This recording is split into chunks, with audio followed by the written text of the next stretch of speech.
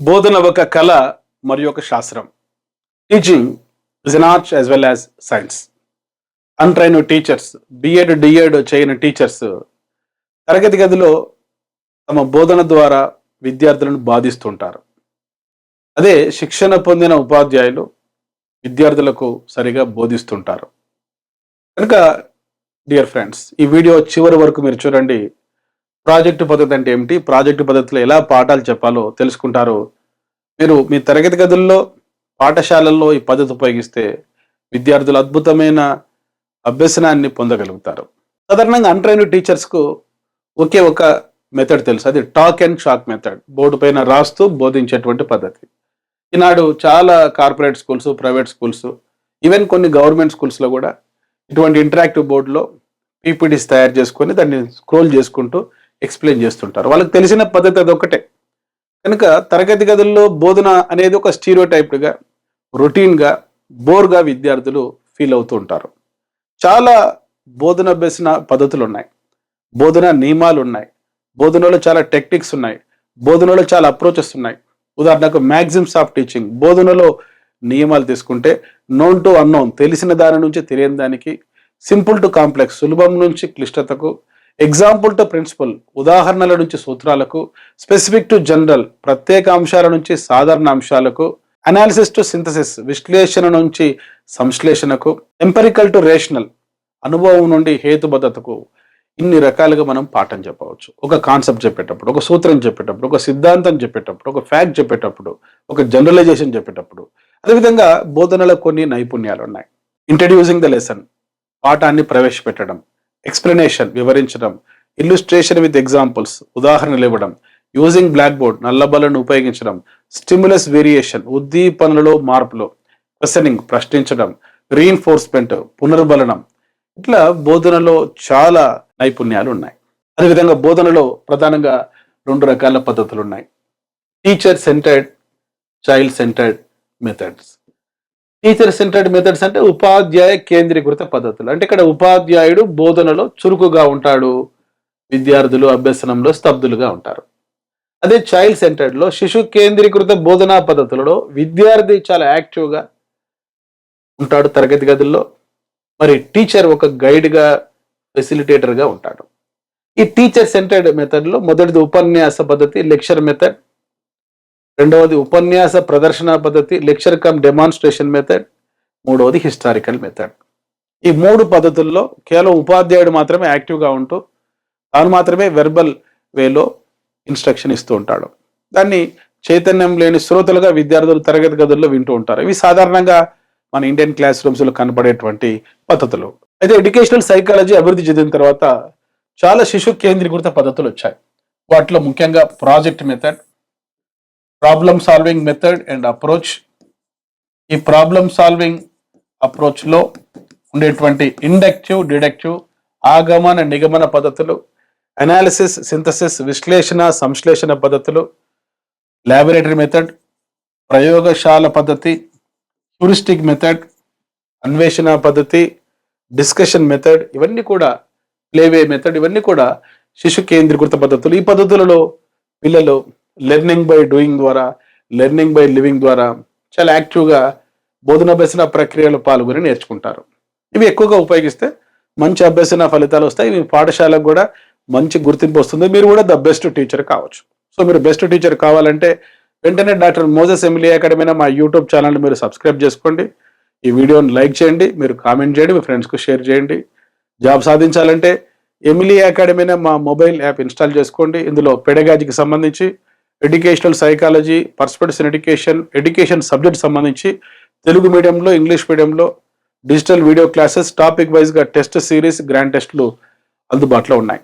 వీటిని ఉపయోగించుకొని మంచి నాలెడ్జ్ సాధించి భవిష్యత్తులో మీరు జాబ్ సాధించాలి. అదేవిధంగా జాబ్ సాధించిన వారు మీరు ప్రొఫెషనల్ టీచింగ్ కోసం నా వీడియోస్ మీరు ఫాలో కండి.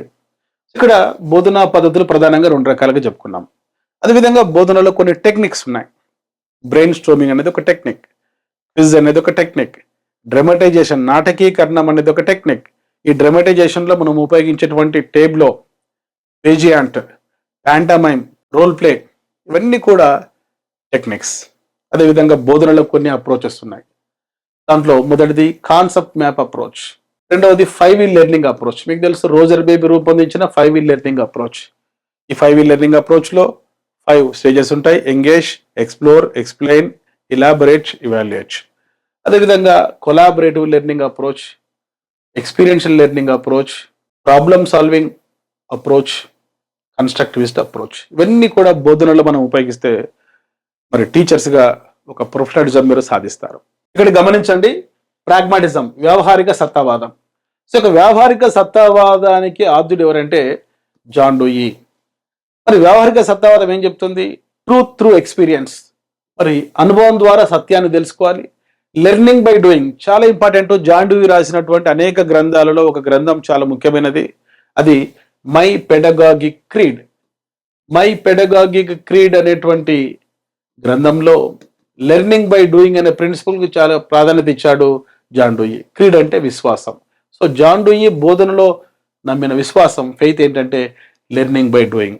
సో ప్రాజెక్ట్ పద్ధతి యొక్క మౌలిక సూత్రాలు ఏంటంటే లెర్నింగ్ బై డూయింగ్, పని చేస్తూ నేర్చుకోవడం, లెర్నింగ్ బై లివింగ్, జీవిస్తూ నేర్చుకోవడం.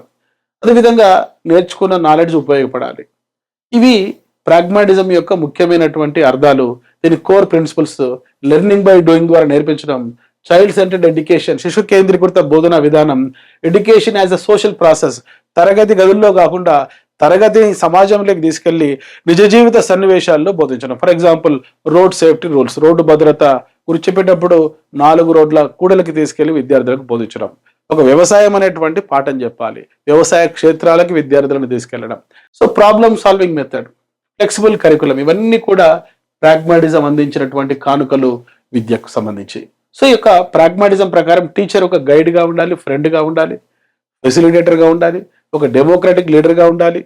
టీచర్ సెంటర్డ్ మెథడ్ మాదిరి ఒక ఆటోక్రటిక్గా ఉండకూడదు. అదేవిధంగా స్టూడెంట్ ఒక యాక్టివ్ లెర్నర్గా ఉండాలి, ప్రాబ్లమ్ను సాల్వ్ చేసే వ్యక్తిగా ఉండాలి. సాంఘిక సన్నివేశాలలో, నిజ జీవిత సన్నివేశాల్లో learning by doing, learning by living ద్వారా నేర్చుకోవాలి. అయితే ఈ ప్రాగ్మాటిజం అందించినటువంటి జాన్ డూయి శిష్యుడు కిల్ ప్యాట్రిక్. మరి ఈ కొలంబియా యూనివర్సిటీలో మొట్టమొదట ఒక ఉన్నత విద్యలో మాన్యువల్ ఆర్ట్స్ బోధించడం కోసం ప్రాజెక్ట్ మెథడ్ను ఉపయోగించారు. కనుక ప్రాజెక్ట్ మెథడ్ ఏ ఫిలాసఫీ నుంచి వచ్చిందంటే ప్రాగ్మాటిజం, వ్యవహారిక సత్తావాదం నుంచి వచ్చింది. ప్రాజెక్ట్ మెథడ్ను రూపొందించింది ఎవరంటే విలియం కిల్ ప్యాట్రిక్. గుర్తుపెట్టుకోండి, ప్యాట్రిక్ అంటే ప్రాజెక్ట్ అని గుర్తుపెట్టుకోండి, short cut, William kill Patrick. అయితే రష్యా దేశంలో సైన్స్ పాఠ్యాంశాలను బోధించడానికి ప్రాజెక్ట్ మెథడ్ను ఒక బోధనా పద్ధతిగా, ఒక టీచింగ్ మెథడ్గా ఉపయోగించింది ఎవరంటే స్టీవెన్సన్. ఈ 3 పేర్ల గురించి చాలా మంది కన్ఫ్యూజ్ అవుతూ ఉంటారు. చూడండి, ప్రాగ్మాటిజం రూపొందించింది జాన్ డూయి. ఈ ప్రాగ్మాటిజం అందించినటువంటి ఒక కానుక ప్రాజెక్ట్ మెథడ్. ప్రాజెక్ట్ మెథడ్ను రూపొందించింది ఎవరంటే కిల్ ప్యాట్రిక్. అయితే ప్రాజెక్ట్ మెథడ్ను ఒక బోధనా పద్ధతిగా ఉపయోగించింది ఎవరంటే స్టీవెన్సన్. సో ఇక ప్రాజెక్ట్ మెథడ్ ఏంటంటే whole hearted purposeful activity in social environment. ఉద్దేశపూర్వకంగా, హృదయపూర్వకంగా ఒక సాంఘిక పరిసరాలలో, నిజ జీవిత సన్నివేశాల్లో బోధించేటువంటి పద్ధతే ప్రాజెక్టు పద్ధతి. ఇది సాంప్రదాయ బోధనా పద్ధతులపైన ఒక తిరుగుబాటు లాంటిది. అయితే ప్రాజెక్టు పద్ధతి వల్ల ఒక ఫిక్స్డ్ టైం టేబుల్ మనం ఫాలో కాలేం. ఎందుకంటే మనం KG to PG ప్రాజెక్ట్స్ చూస్తుంటాం. ఈ ప్రాజెక్ట్స్ అన్ని కూడా తరగతి గదిని నిజ జీవిత సన్నివేశాలకు తీసుకెళ్ళి, అవి సైన్స్ పాఠ్యాంశాలు బోధించేటప్పుడు, సోషల్ పాఠ్యాంశాలు బోధించేటప్పుడు, గణిత పాఠ్యాంశాలు బోధించేటప్పుడు ఆ నిజ జీవిత సన్నివేశంలో లెర్నింగ్ బై డూయింగ్ ద్వారా, లెర్నింగ్ బై లివింగ్ ద్వారా నేర్పిస్తే అది ప్రాజెక్ట్ పద్ధతి. అయితే గతంలో ఈ ప్రాజెక్టు పద్ధతి పైన ఒక ప్రశ్న అడిగారు, దాన్ని మనం డిస్కస్ చేద్దాం. ఎప్పుడైనా జాబ్ సాధించాలంటే గత ప్రశ్నాపత్రాలలోని ప్రశ్నలను బాగా అవగాహన చేసుకోవాలి. అందుకోసం వెంటనే డాక్టర్ మోజెస్ ఎమిలీ అకాడమీ మా యూట్యూబ్ ఛానల్ మీరు సబ్స్క్రైబ్ చేసుకోండి, వీడియో లైక్ చేయండి, కామెంట్ చేయండి. గతంలో నేను అప్లోడ్ చేసిన షార్ట్స్ వీడియోస్ తప్పనిసరిగా మీ కంటెంట్ నాలెడ్జ్ కోసం చూడండి. Which of the following statements is not related to the project method of teaching? ఈ క్రింది వ్యాఖ్యలలో ప్రాజెక్టు బోధనా పద్ధతికి సంబంధించినది కానిది ఏది? ఇక్కడ కానిది అని అడిగిండు, నాట్ అని అడిగిండు. ఈ 2 పదాలు పోటీ పరీక్షల్లో చాలా ఇంపార్టెంట్. ఆ 2 పదాలు సరిగా చదవగా జాబ్ పోగొట్టుకున్న వాళ్ళు చాలా మంది ఉంటారు. కనుక కానిది అన్నాడు కాబట్టి ఇక్కడ 3 స్టేట్మెంట్స్ కరెక్ట్గా ఉంటాయి. మొదటిది, the project method is based on pragmatism. ఇప్పుడే మనం చెప్పుకున్నాం, ప్రాజెక్ట్ పద్ధతి వ్యవహారిక సత్తావాదంపై ఆధారపడి ఉంటుంది. ఇది correct statement. William H Kilpatrick explain the project method. William H Kilpatrick project పద్ధతిని వివరించారు. ఇది కూడా కరెక్టే. చూడండి, ప్రాజెక్టు పద్ధతిని రూపొందించింది విలియం కిల్పాట్రిక్. ప్యాట్రిక్, ప్రాజెక్ట్, ఈ రెండు పదాలను అసోసియేట్ చేసుకోండి.